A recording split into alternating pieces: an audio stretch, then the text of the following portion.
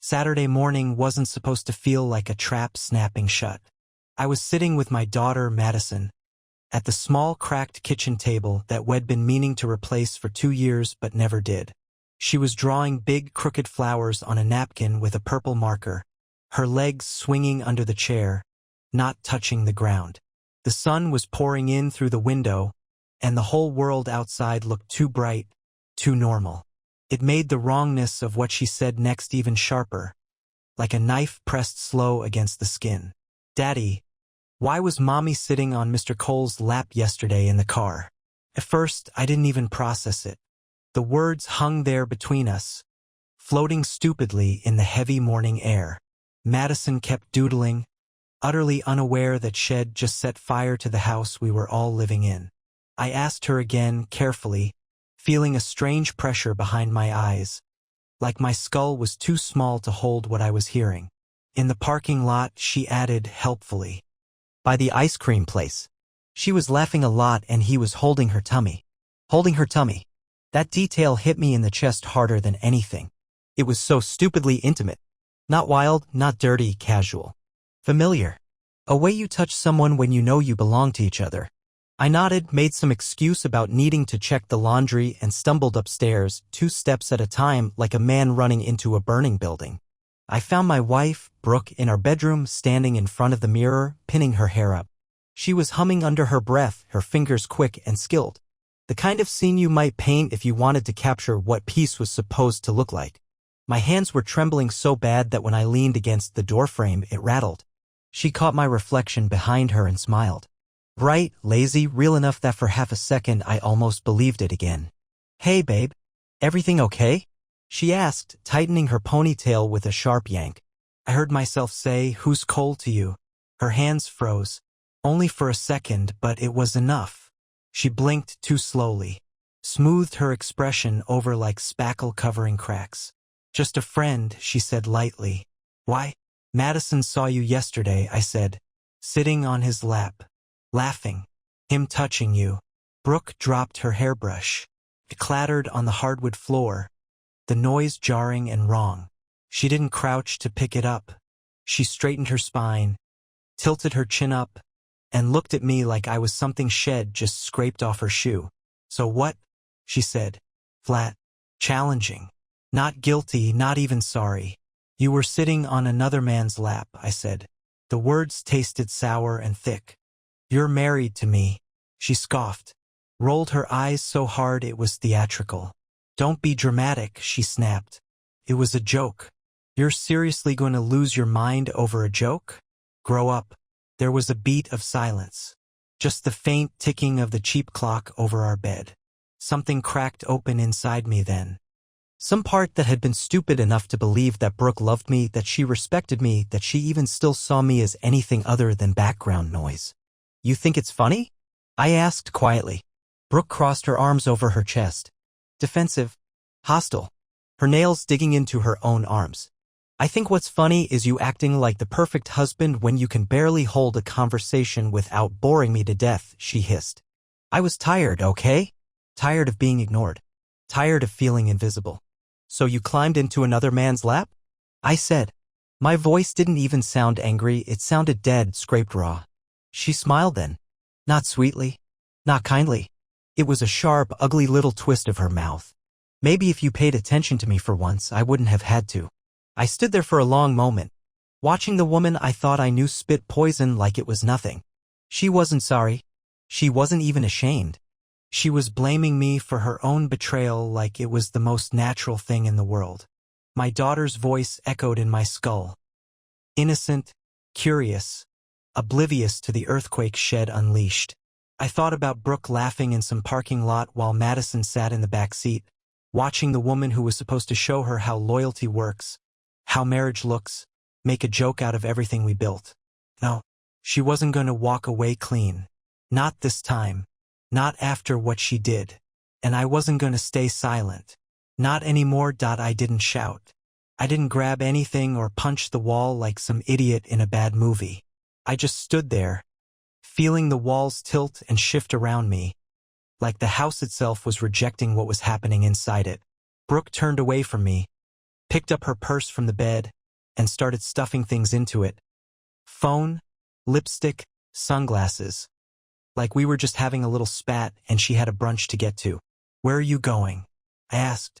She didn't even glance at me. "With friends." Not that it's any of your business anymore. The dismissal hit harder than anything she had said before. Like I was just background noise now, static in her way. I stepped closer, blocking the door. "We're not finished talking." Brooke sighed, loud and theatrical, tossing her bag onto the bed with a thud. She turned to face me, hands on her hips, her entire body radiating boredom and contempt. "What do you want, Nate? You want me to grovel? Cry? Beg you to forgive me?" She laughed, short and mean. "Newsflash, you're not some prize I lost. You're a boring, predictable man who thought putting a ring on my finger meant you owned me." I stared at her, the reality of who she was sinking in deeper with every poisonous word. My heart was pounding, but not with fear. It was rage, cold and clean and clarifying. "You've been seeing him," I said. Not a question, a statement. Her smile widened, wicked and unapologetic.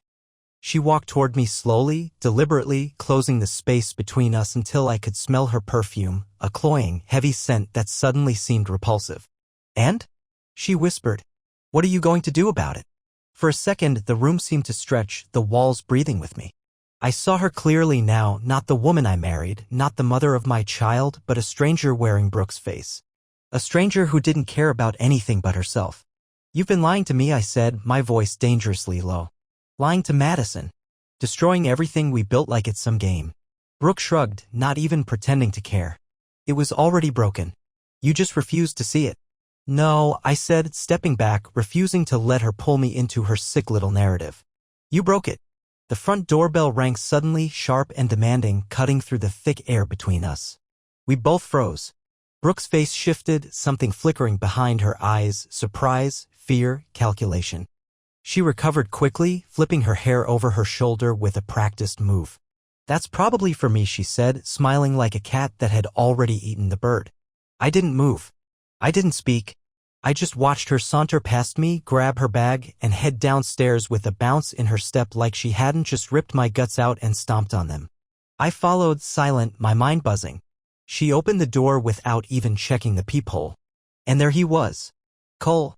Standing there like he belonged on our front porch. Dressed in a tight polo shirt and ripped jeans, sunglasses perched on his head like some pathetic wannabe teenager. His face split into a grin when he saw her, not even trying to hide it. Brooke stepped outside without hesitation, pulling the door half shut behind her, trying to leave me inside like I was some old dog she didn't want following her to the car.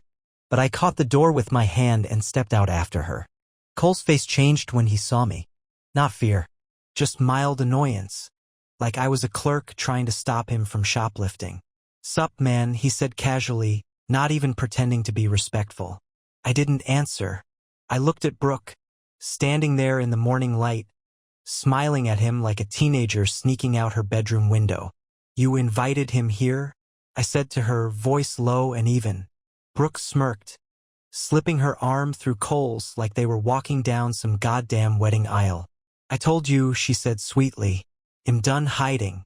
Cole chuckled under his breath, squeezing her arm like they shared some private joke. I saw red, not the violent, blind kind. The cold, surgical kind. The kind that makes you realize exactly how much of your life was a lie, and exactly how clear your next steps have to be. "You think you're walking out with him?" I said. Brooke leaned in closer to Cole, resting her head against his shoulder like she belonged there. Like she had never belonged to me at all. "I already did," she said. Her voice was dripping with poison. And for the first time, I realized I wasn't looking at my wife anymore. She was gone. Whoever this was, she was a stranger. A reckless, selfish stranger who had burned every bridge behind her and was laughing while the flames devoured the past. I turned around, walked back into the house, and shut the door in their faces without a word. But inside, the storm was just getting started. I didn't sit down. I didn't collapse against a wall and cry. I moved. Fast. Focused. Like something inside me had snapped into place instead of falling apart. I went straight to the bedroom, straight to her side of the closet. I pulled open drawers, yanked open boxes, ripped through the neat, curated version of our life she'd put on display. At first, there was nothing but the usual junk: scarves she never wore, handbags she said she got on sale but cost more than my paycheck. I almost gave up. Almost. Until I noticed the shoebox tucked behind a stack of winter sweaters she hadn't touched in months. Too careful. Too hidden. I pulled it down, flipped the lid off, and found hell waiting inside. A burner phone, receipts, photos, little notes in her tight, smug handwriting. Dinner at places she never told me she went. Hotel rooms. Trips she said were with the girls. Pictures of her and Cole. Some blurry, some sharp as knives. Her sitting on his lap at a bar, laughing with her head thrown back. Her pressed up against him in some dingy hallway. Her wearing a dress I bought her for our anniversary. Not for me, but for him. Every lie she ever told me was stacked neatly in that box. A graveyard of promises. My stomach twisted, but I didn't throw up. I didn't scream. I didn't smash anything. I just stood there, staring at the evidence of my own stupidity, feeling something inside me harden into something sharp and cold. This wasn't one drunken mistake. This wasn't loneliness. This was a plan. A second life she built right under my nose. I heard the door open downstairs, soft, careful, and I knew she was back. Alone this time. I heard the way her heels clicked cautiously against the wood, slower than before. She was testing the air, sensing the change. I stood at the top of the stairs, waiting for her. When she looked up and saw me holding the shoebox, her whole face flickered, not guilt, not regret, but annoyance, like I'd caught her cheating at cards. "Where did you get that?" she said, voice tight. I held the box out toward her like it was a bomb. "Your life. Right here. In a box." Brooke sighed, actually sighed, like I was the unreasonable one. "You went through my stuff? Seriously?" I laughed then. A short, ugly bark of laughter that even scared me a little. "You're worried about your privacy?" I said. "After sneaking around like a goddamn spy for months?" She crossed her arms, that same bratty stance she used when she didn't get her way. "You're pathetic," she snapped, digging through my things like some desperate, jealous loser. "You planned it all," I said. "You lied to my face. You lied to Madison." Brooke rolled her eyes, like the mention of our daughter was just an inconvenience. "Don't you dare pull Madison into this," she snapped. "She has nothing to do with it." "She saw you," I said, my voice rising. "She saw everything. You can lie to me, but you can't erase what you did." Brooke stepped closer, her eyes glittering with fury. "You think you're some perfect victim? You think you made me happy? You think you gave me anything worth staying for?" Every word she threw at me was like a slap, but it didn't knock me down. It just made things clearer. "You didn't even try," I said. "You just quit. And then you made me the villain in your little story so you could sleep at night." Brooke smiled then, a small, cruel thing. She reached out and plucked the burner phone from the box with 2 fingers, holding it up like a trophy. "You think this is everything?" she said. "You think this is the worst of it?" Something in her voice made the floor seem to tilt again. "What are you talking about?" I asked. Brooke tilted her head, studying me like I was a bug she could squash whenever she got bored enough. "You're so naive, Nate," she said softly. "Cole isn't the only one." The room spun. My vision darkened at the edges. I gripped the railing so hard my knuckles ached. "You're lying," I said, but my voice cracked, betraying me. Brooke leaned in, close enough that I could feel her breath on my cheek. "Am I?" Then she turned, calm and casual, and walked upstairs past me, swinging her purse onto her shoulder like she was heading out for a Sunday stroll. I stood there, frozen, feeling the ground vanish under my feet. The woman I married wasn't just gone. She had never been real. And the war she started wasn't even close to over. I didn't move for a long time after she disappeared into the bedroom. I stood there, breathing in that dead, heavy air that settles right before a storm hits. Somewhere upstairs, I heard the closet door slam, drawers yanked open, hangers scraping against the rod. Brooke was packing. She wasn't even hiding it. She wasn't running away in shame.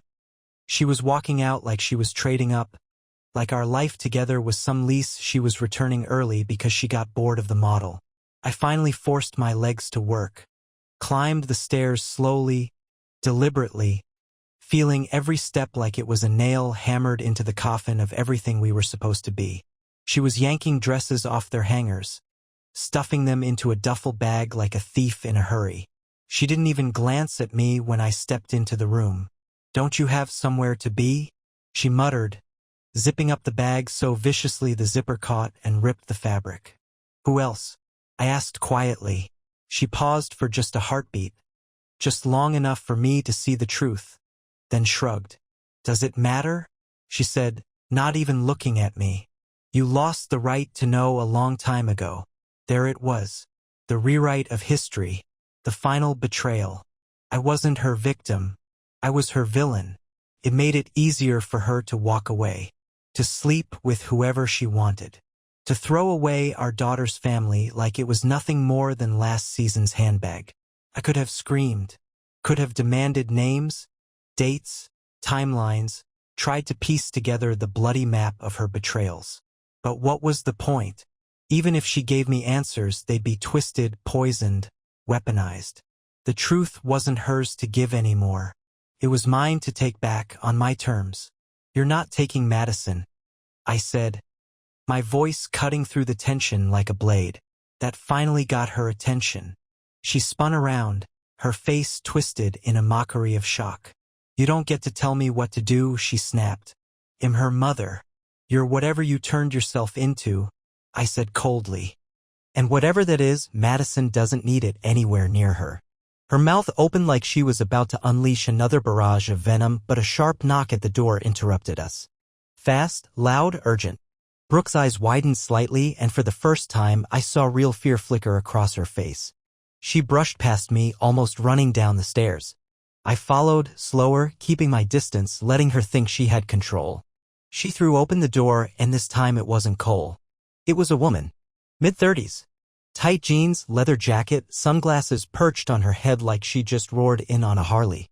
She didn't wait for an invite, she pushed right past Brooke like she owned the place, her boots thudding heavily against the floor. "Brooke," she said, voice dripping with acid. "Where is it?"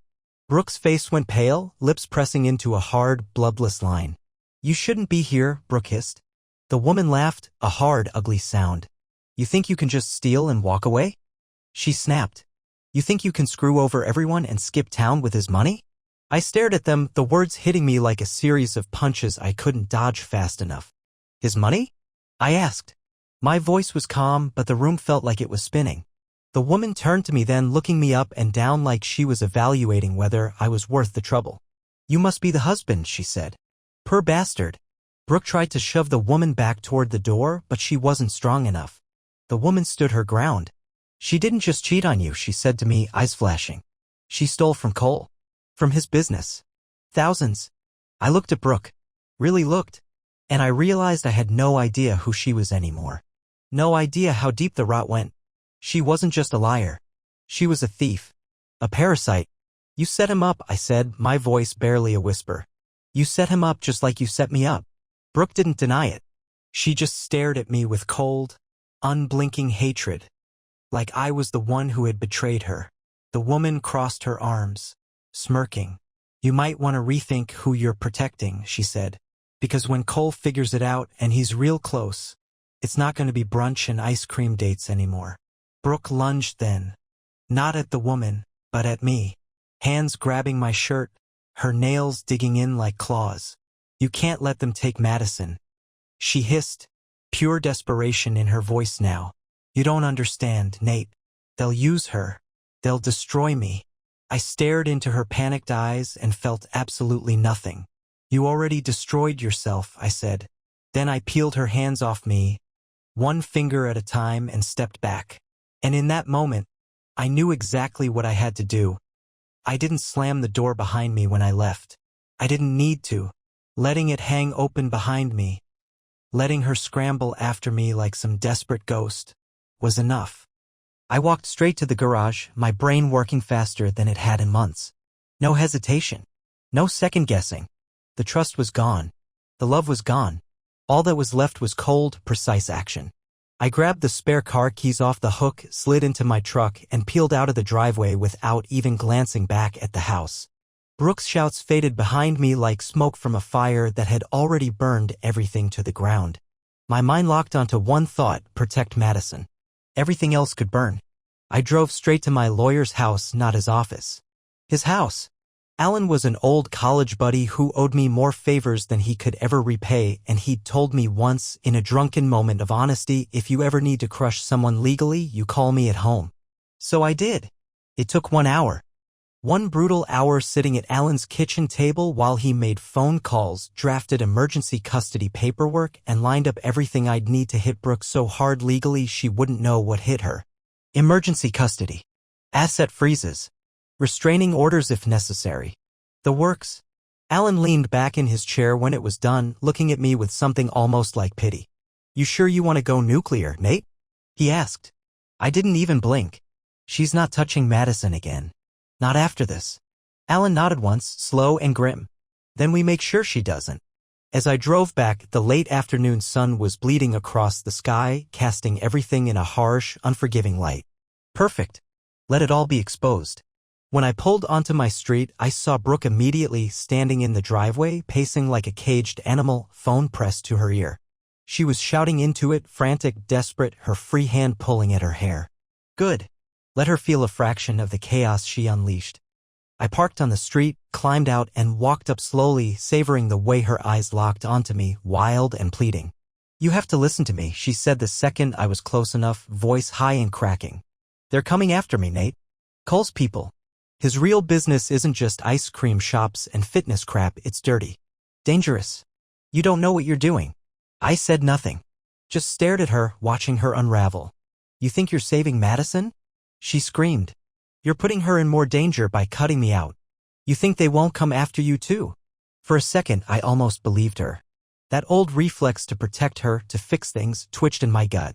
But then I saw the flicker behind her eyes, the calculation, the desperation. She wasn't afraid for Madison. She was afraid for herself. And she was using our daughter like a human shield. I held up the papers in my hand, thick, heavy, final.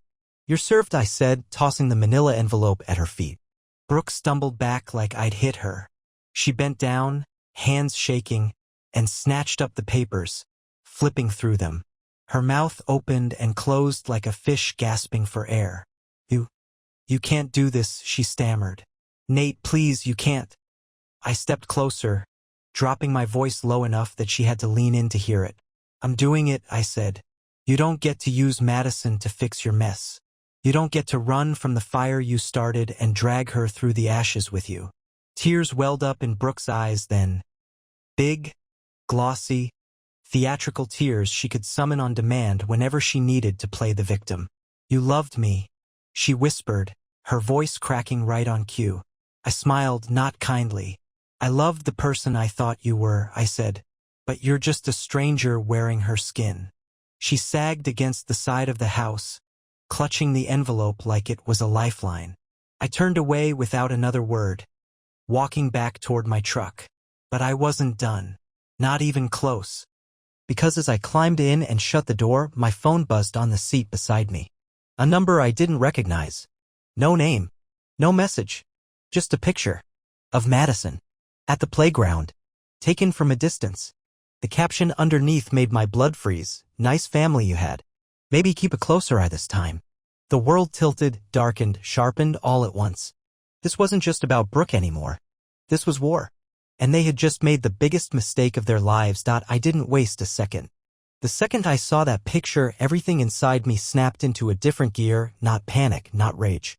Something colder. Sharper. Survival. I reversed the truck so fast the tires shrieked against the pavement. I didn't check if Brooke was still standing there. I didn't care. She wasn't the center of this anymore. Madison was. I was across town in under 7 minutes. I don't even remember the lights, the traffic. Just the hammering of my heart. My fingers clenched around the steering wheel hard enough that every knuckle felt like it might crack open. The park came into view, too bright, too open, too wrong. Kids were laughing, parents sitting on benches staring at their phones, completely unaware that a wolf might already be among them. Madison was by the swings, her little sneakers kicking up dust as she pumped higher and higher into the air. Alone. No sign of the babysitter Brooke was supposed to have arranged as a precaution. Another lie. Another trap. I spotted him immediately. Across the playground, standing too still, sunglasses on even though the sun was sliding behind the clouds. Hands shoved too deep in the pockets of a black hoodie. Watching. He saw me coming. Straightened. Tensed. Ready to run. But I was faster. I crossed the playground before he could blink, grabbed him by the front of the hoodie, and slammed him against the brick wall by the bathrooms. Parents started turning, gasping, pulling their kids back, but I didn't care. "Who sent you?" I hissed into his face. He smirked, a crooked, ugly thing that barely masked the fact that he was rattled. "You already know," he muttered. "Tell Brooke she's overdue." I shoved him harder against the wall, feeling every muscle in my arms screaming at me to end him right there. "I'm not here for Brooke," I said. "If you so much as breathe in Madison's direction again, you won't have to worry about overdue debts. You won't have a pulse." He flinched, the smirk sliding off his face, and I knew he believed me. I let him drop, watched him stumble back like a drunk, eyes wide, hands raised.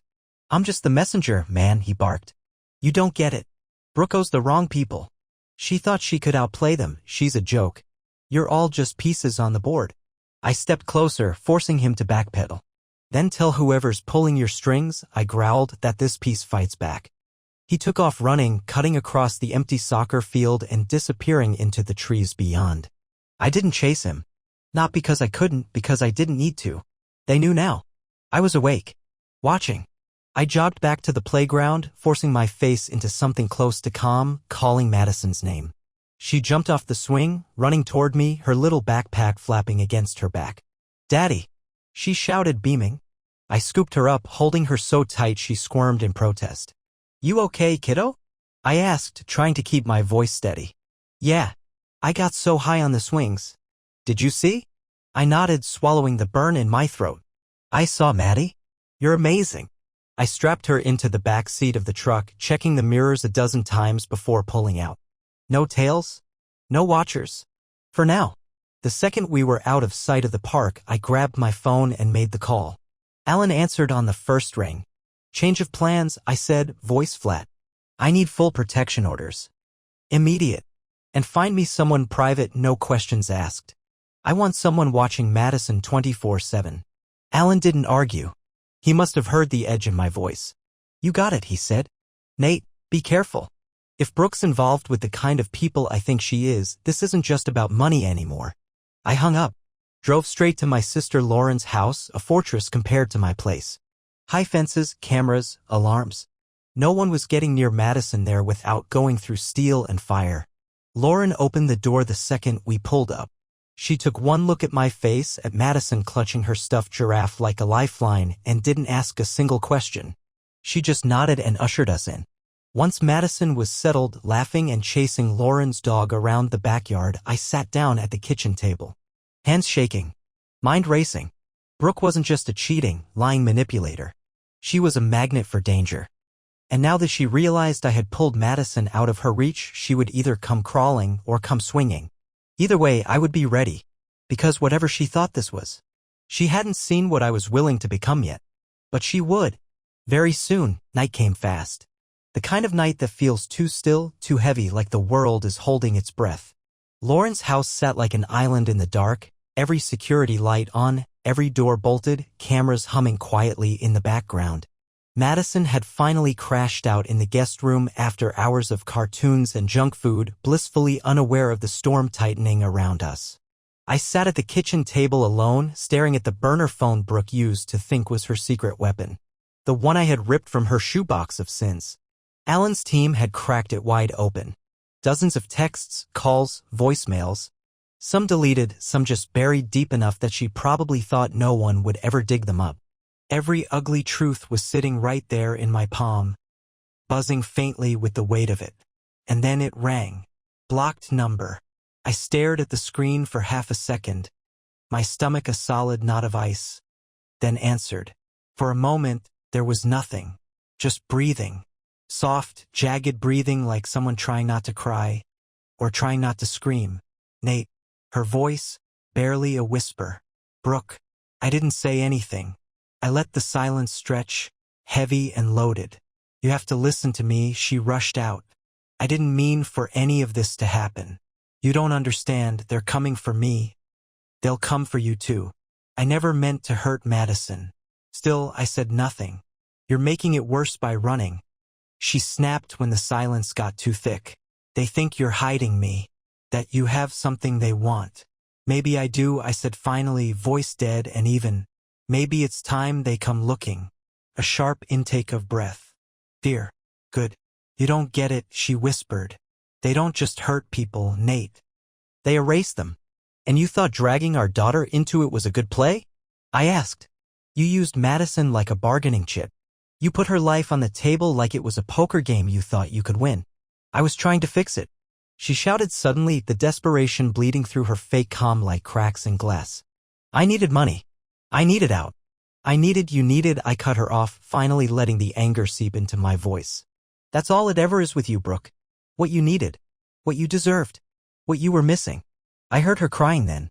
Real or fake didn't matter anymore. You ruined everything, I said coldly. You don't get to cry about it now. A pause. Long enough that for a second I thought she hung up. Then her voice came back, different this time. Flat. I see. If I go down, she said slowly, I'm not going alone. My grip tightened around the phone until the plastic creaked. What does that mean? You think you're the hero? She sneered. You think you're so pure? So clean? You think I can't make it look like you knew everything? Like you helped me? You wouldn't dare, I said. Brooke laughed a low, hollow sound. I already did.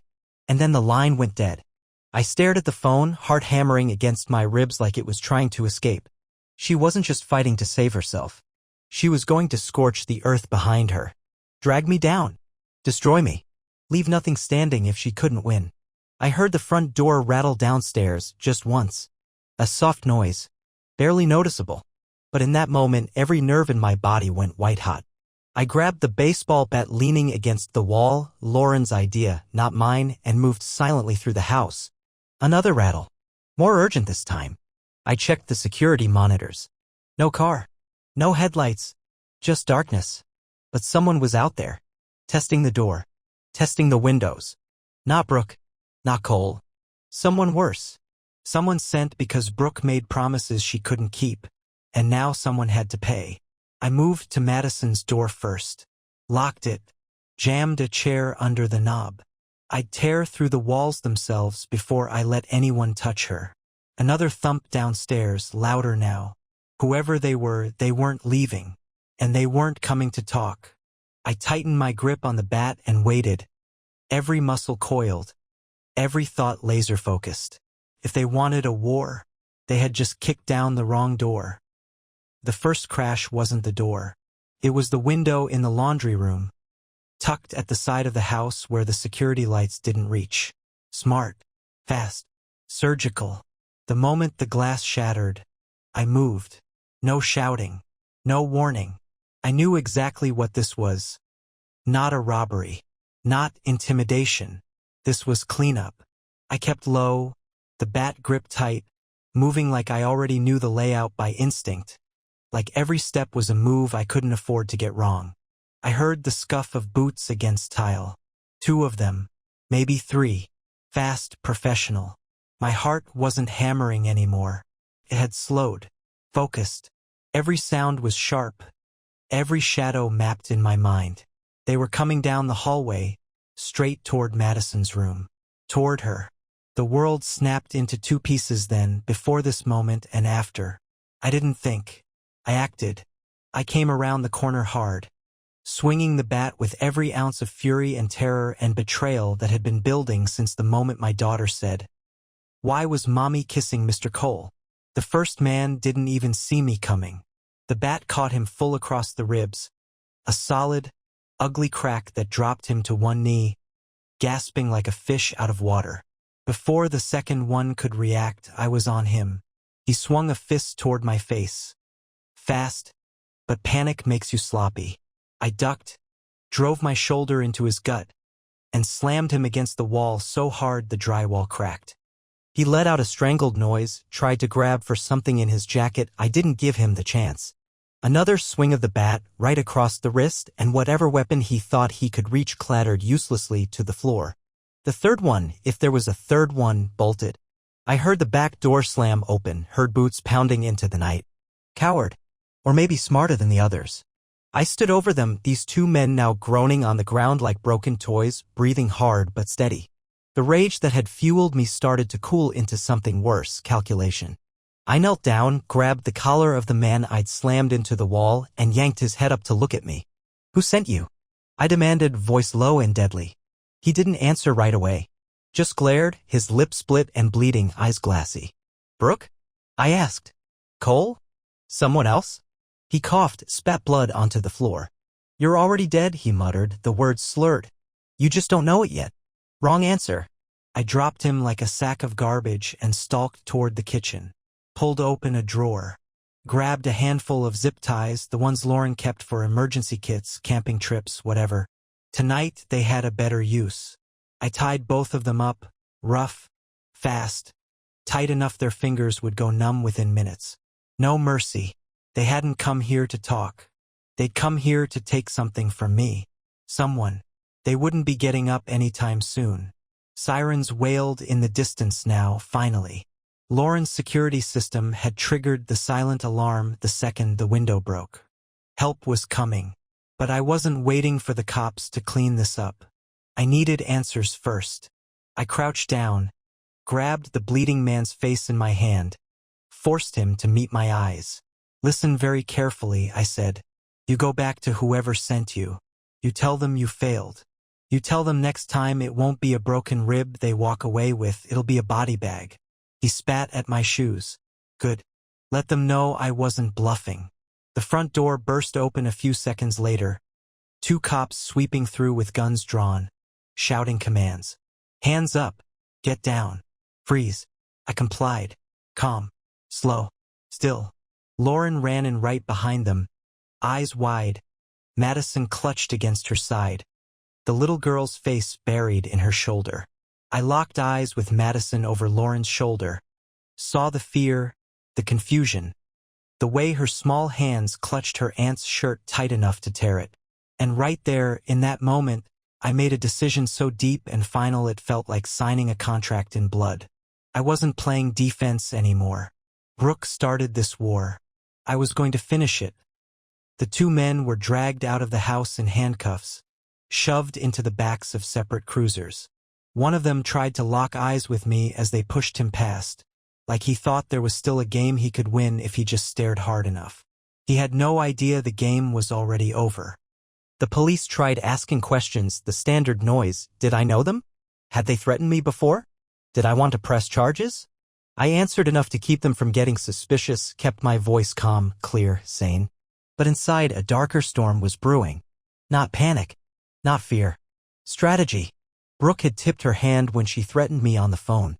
She thought she could frame me, bury me, make me look like a co-conspirator so she could slither away untouched.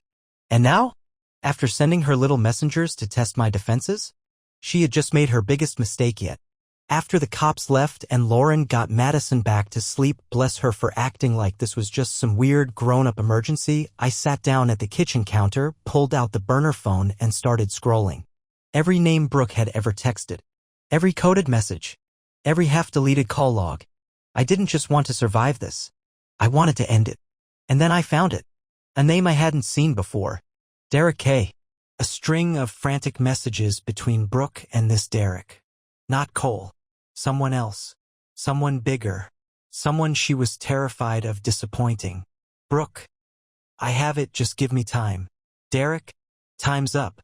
Deliver or it's your life. Your kid's life too. Brooke, please. Please. I can fix it. She thought she was smart.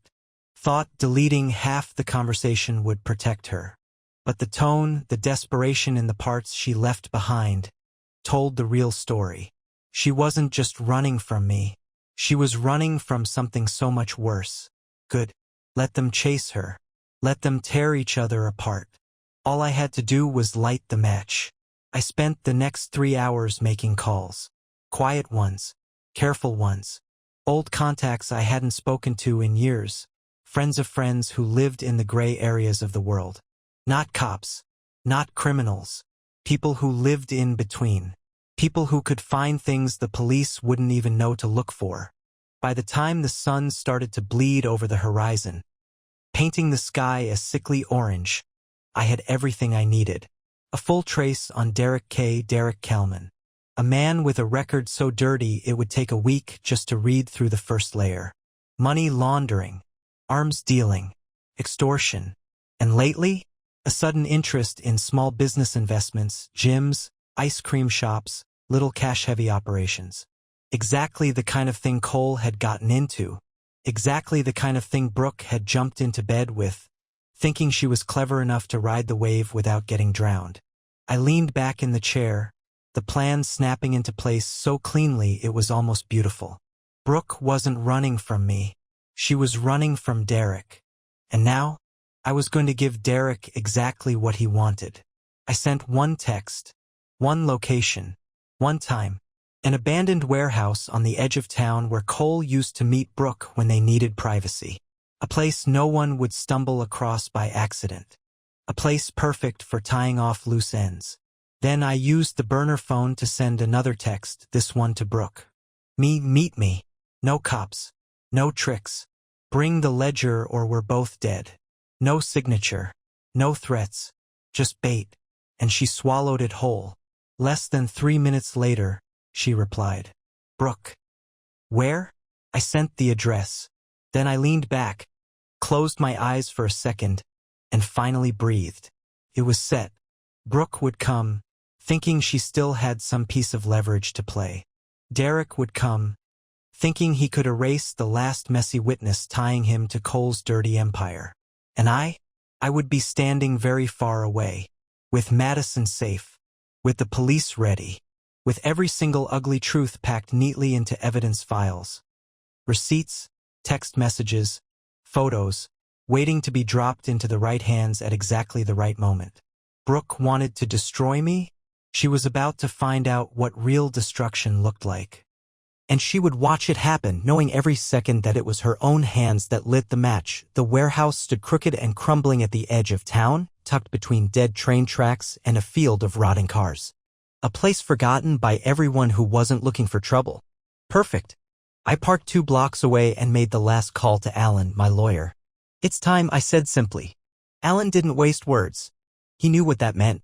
The police units he'd quietly arranged would be waiting just outside the zone, ready to sweep in once the match hit the powder. I checked my phone, one burner, one clean, both silenced but vibrating every few minutes with desperate messages from Brooke. Brooke, where are you? Brooke, you said no tricks. Brooke, please, Nate? Please don't do this. Too late for please. Too late for anything. I watched from the shadows, hidden well enough that I could see everything but stay invisible. Brooke pulled up first, alone. Her car skidded slightly on the gravel, headlights slicing through the dust. She jumped out, wild-eyed, clutching a heavy black purse to her chest like it was the last piece of her life she hadn't already burned. She paced for a few minutes, snapping her head around at every sound, every gust of wind. Nervous, cracked wide open, but still trying to act like she had cards left to play. And then Derek arrived. Not like Brooke, fast and frantic.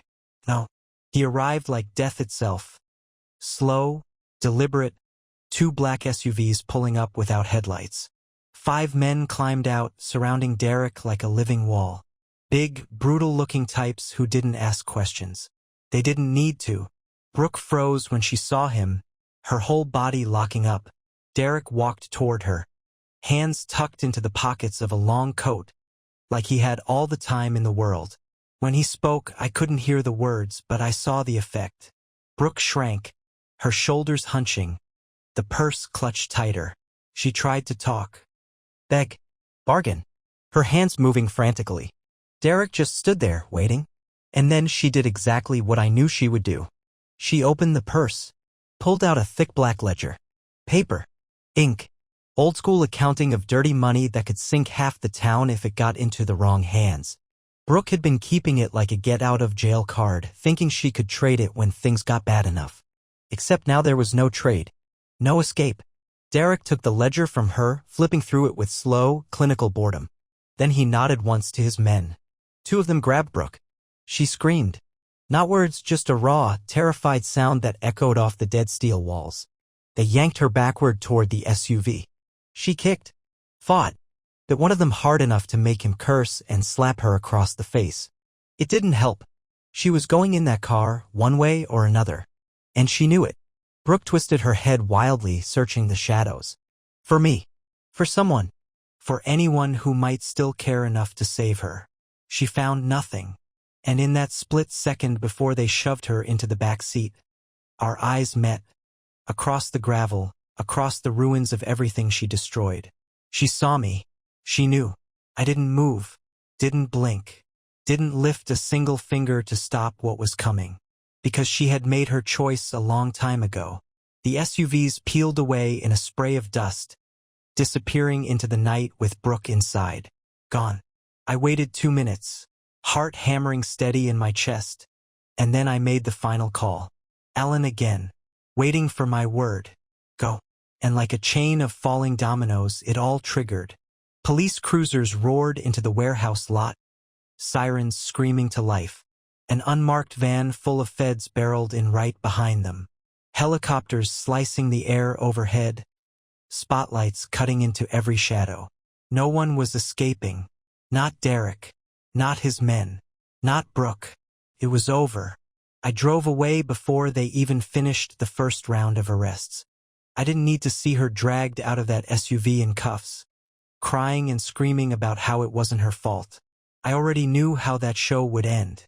Brooke would spend the next decade or more rotting in a cold gray cell. Maybe longer. Maybe forever. And me? I drove straight back to Lauren's house, where Madison was curled up on the couch under a blanket, her small hand clutching her stuffed giraffe even in sleep. I stood there for a long time, just watching her breathe, feeling something inside me finally, start to unclench. The war was over. I didn't win back the life Brooke stole from me, but I won something bigger. I won peace. I tucked Madison in properly, kissed her forehead, and sat beside her until the sun rose again, this time without the sick taste of betrayal in the air. I thought about everything I had lost, everything she had taken, and realized something that made me smile for the first time in what felt like years. She didn't destroy me. She freed me. And if anyone reading this ever doubts it, ever doubts whether you'll survive the worst betrayal you can imagine, listen to me carefully. You won't just survive. You'll rise. And when you do, nothing and no one will ever touch you the same way again. Not ever. The second that photo hit my phone, Madison swinging at the park, a shadow watching from too close, something inside me snapped. Not in panic. Not in fear. Something deeper. A primal thing, sharp and silent. I didn't even think about it. I was out the door, the truck roaring alive under me, tires screaming against the road. Every red light blurred past. Every rule shattered. The only rule left was this: find her. Protect her. I tore into the park's lot, engine growling, scanning the grounds before the truck even stopped rolling. Kids ran laughing around the playground, parents lounging uselessly on benches, sipping coffee, scrolling on their phones. Ordinary. Normal. Blind. Madison was still on the swings, her little sneakers kicking the air, lost in her own small world. Alone. No sitter. No protection. No one but me now. And then I saw him, leaning against the fence. Sunglasses. Black hoodie. Arms folded. Watching her like a hawk watches a mouse. He saw me coming and straightened too late. I hit him hard before he even got a full breath. Grabbed a fistful of his hoodie and slammed him against the fence so hard the metal screeched. Move and he'll break your legs, I snarled. He froze. He wasn't brave. Brave men don't hide in playgrounds. Who sent you? I barked. He didn't answer, just smirked like he thought it made him tough. I twisted the fabric tighter around his throat. I'm not the one you need to be afraid of, I said, voice like steel. The smirk slipped. You already lost. Man, he muttered, coughing. You think this is about you? You think this ends because you showed up? I slammed him back again, rattling the fence. This ends when I say it ends.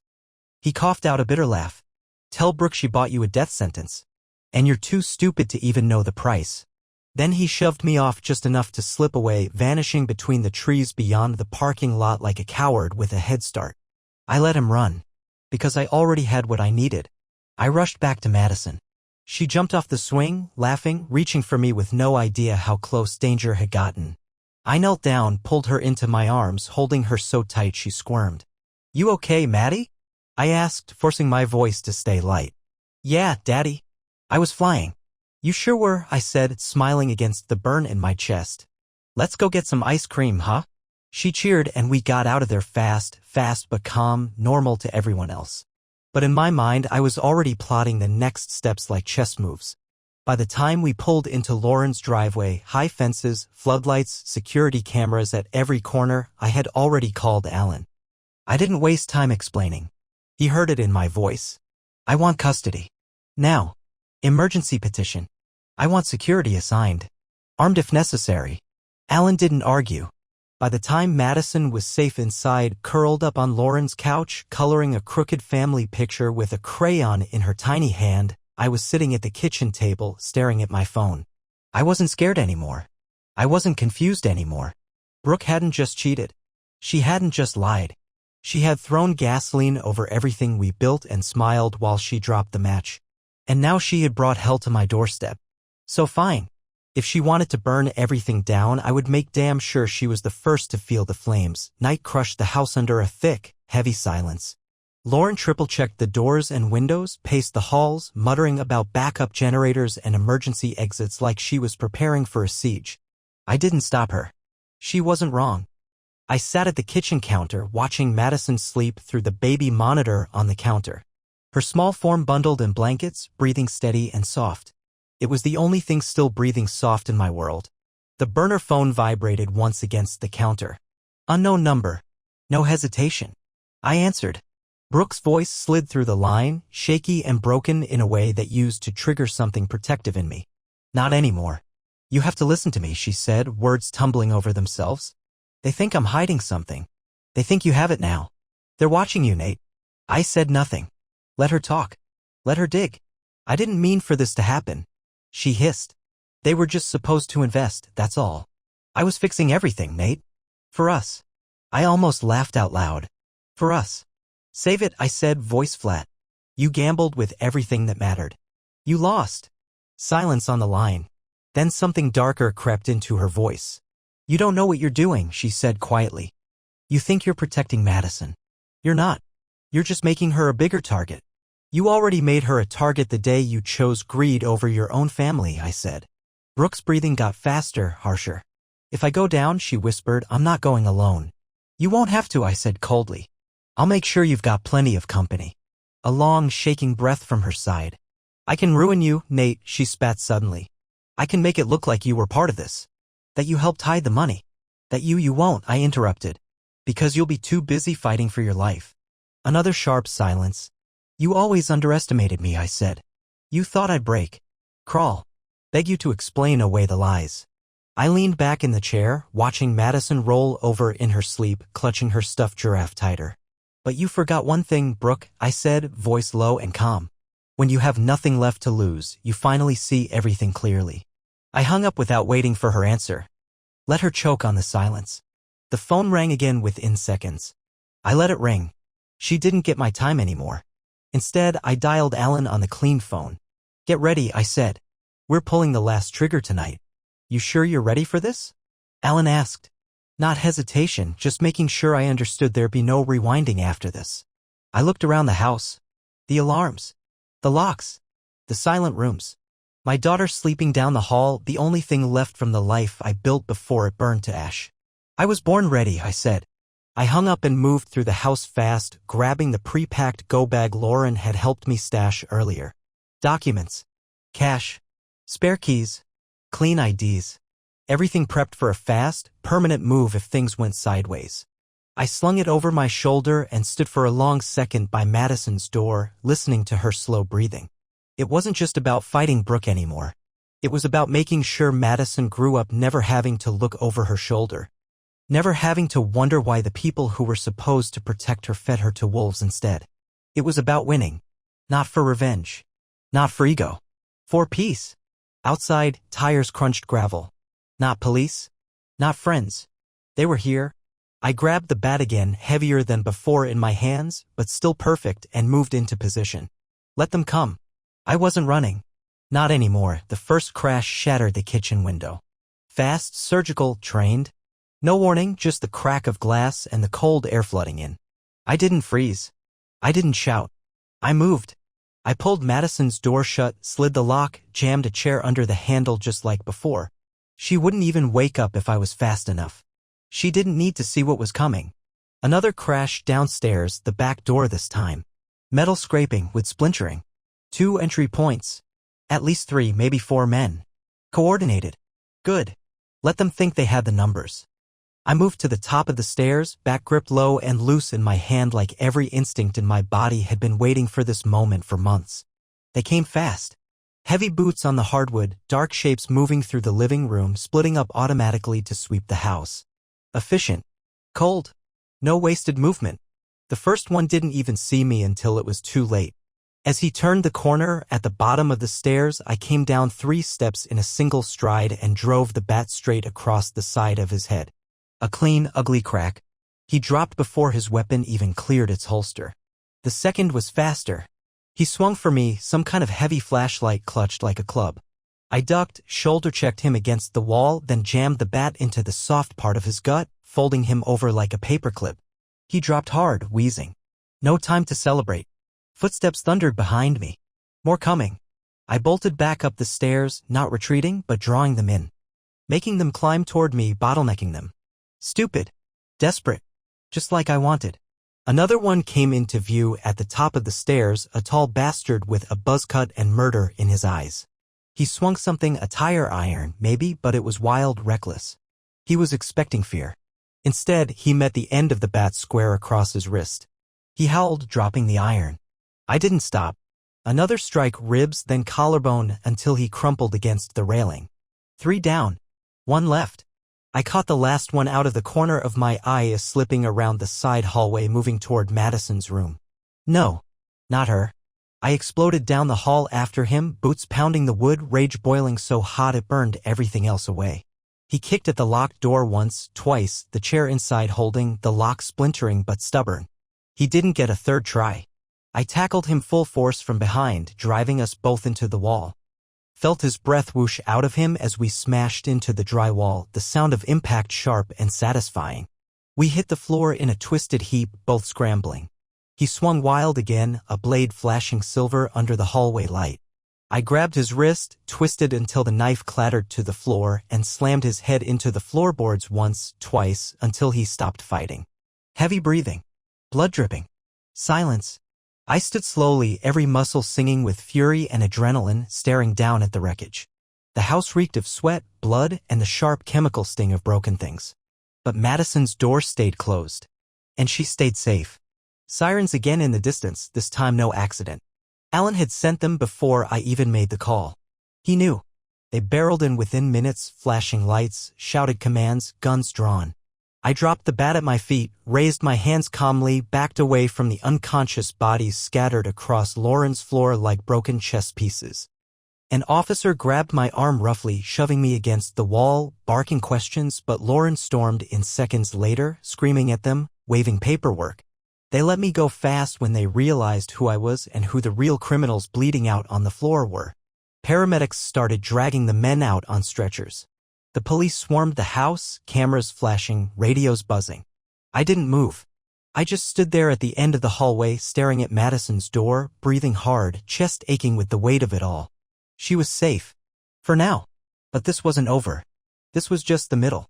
Brooke still breathed. Derek still moved.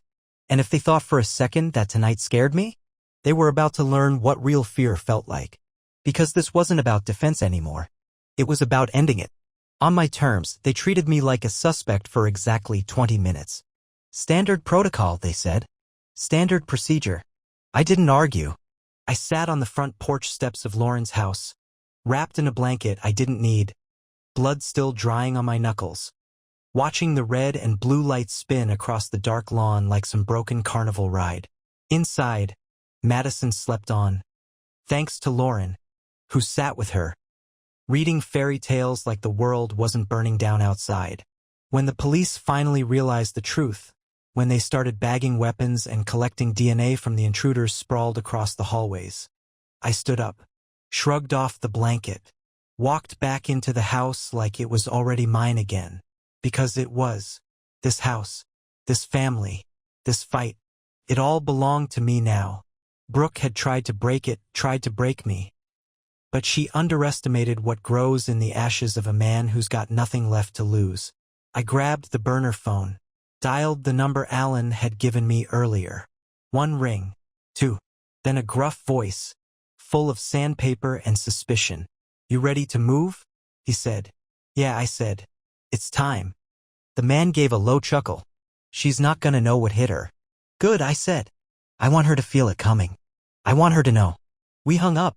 No need for more words. It was all in motion now. Brooke was boxed in and she didn't even know it yet. Her mistake wasn't just betrayal. It was thinking she could do it without consequences. Thinking she could crawl out of her own wreckage, frame me for her crimes, and skip town without ever paying the bill. She forgot you can lie to a man. You can cheat him. You can even steal his family. But you cannot survive if you make him angry enough to stop playing by the rules. That night, while Lauren stayed glued to Madison's side, I drove. I drove into the part of town where the streetlights flickered and the sidewalks cracked, where broken promises oozed out of the brickwork and every alley reeked of desperation. I found Derek Hellman's people exactly where Alan said they would be, a seedy dive bar clinging to the side of a half-abandoned strip mall. Inside, smoke thickened the air to the point of choking. A jukebox hummed something lazy and ugly in the corner.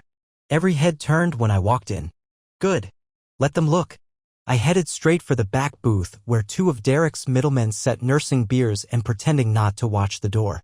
They straightened when they saw me, hands inching toward their belts. "Relax," I said, tossing a battered manila envelope onto the sticky table between them. "This isn't a shootout." One of them, a rat-faced guy with a busted nose, grabbed the envelope and flipped it open. Inside? Everything. Every dirty ledger entry Brooke thought she had hidden. Every account number. Every shell company. Every secret bank transfer from Cole's little empire into Derek's offshore accounts, all beautifully documented. I didn't have to explain how I got it.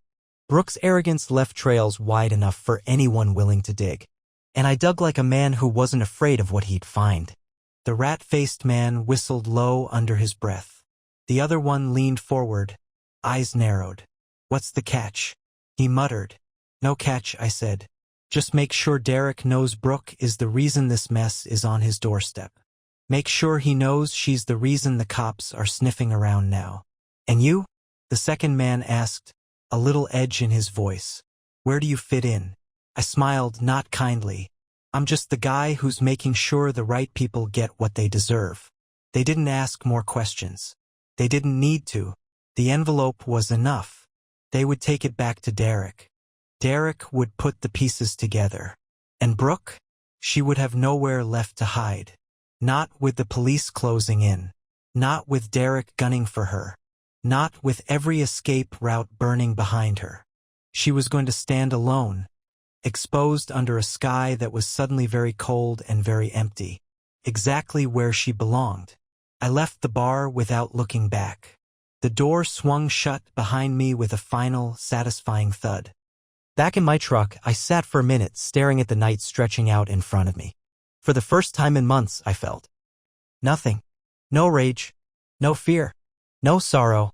Just the stillness that comes after a long, brutal storm. It wasn't peace. Not yet. But it was close. And when Brooke's world finally collapsed, when she realized no one was coming to save her, that would be the moment I would finally breathe free again. And God help anyone who thought they could take that away from me ever again. Brooke's downfall didn't happen in a single, explosive moment. It happened exactly the way she deserved, slow, grinding, humiliating. First came the police. Not flashing lights this time. No drama.